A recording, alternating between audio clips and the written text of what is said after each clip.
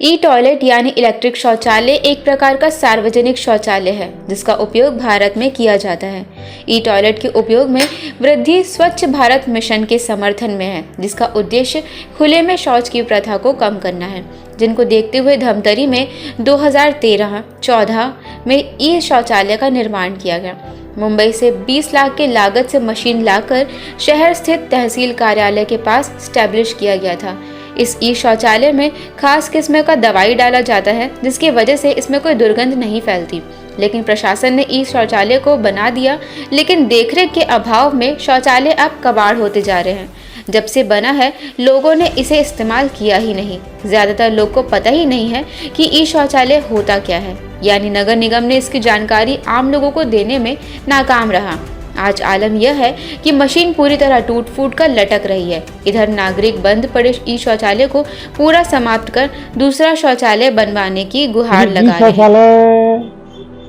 ये बहुत अच्छी सुविधा थी, लेकिन उसका क्या हुआ, प्रचार प्रसार ढंग से हुआ ही नहीं।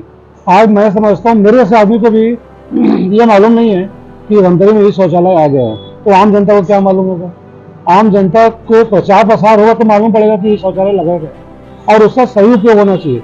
अभी तो मुझे ऐसा लगता है कि हमारे द्वारा जो टैक्स निगम को दी गई है, उसका पैसा हमारा बेकार में चला गया। तो ये प्रचार प्रसार नहीं किया गया है, ये आखिर किसकी गलती बात है? देखिए, पूरी सी मैं तो समझता हूँ निगम के अधिकारियों की ही गलती है। तो वहीं भाजपा के पार्षद ने नगर निगम को कोसने में कोई कसर नहीं छोड़ी। देखिए, ये पूरी स्थिति प्रदेश की है और मैं आपको बता देना चाहूंगा, जो इससे पूर्व में भारतीय जनता पार्टी की सरकार थी, उसमें स्वच्छता सर्वे में पूरे छत्तीसगढ़ में पहला स्थान धमतरी जिले का था। और आज बड़े दुर्भाग्य के साथ कहना पड़ रहा है कि कांग्रेस की सरकार आते ही पीछे से पहला स्थान धमतरी जिले का है स्वच्छता में। और जो केंद्र सरकार की महती योजना है भारत मिशन, शौचालय के लिए, ई शौचालय के लिए प्रत्येक व्यक्ति को, प्रत्येक घर को 12,000 रुपए दिए गए और स्वच्छता का ध्यान में रखते हुए केंद्र सरकार ने ध्यान दिया और प्रत्येक घर में शौचालय बनाए गए। 6-6 हजार की 2 किस्तें गई। उसी संदर्भ में जो महानगर निगम है, उनको भी शौचालय प्रदान किए गए। बट बड़े दुर्भाग्य के साथ कहना पड़ रहा है, इनके पास स्वच्छ रखने के लिए कर्मचारी नहीं है।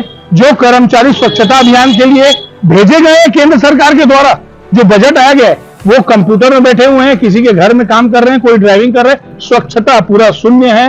बड़े दुर्भाग्य के साथ कहना पड़ रहा है कि सबसे बड़ी समस्या अगर धमतरी में कुछ है तो सफाई को लेकर है। और हम जनप्रतिनिधि हैं, हमें जब हम सुबह उठते हैं, सबसे बड़ी समस्या हमारे सामने यह आती है कि सफाई नहीं हुई है।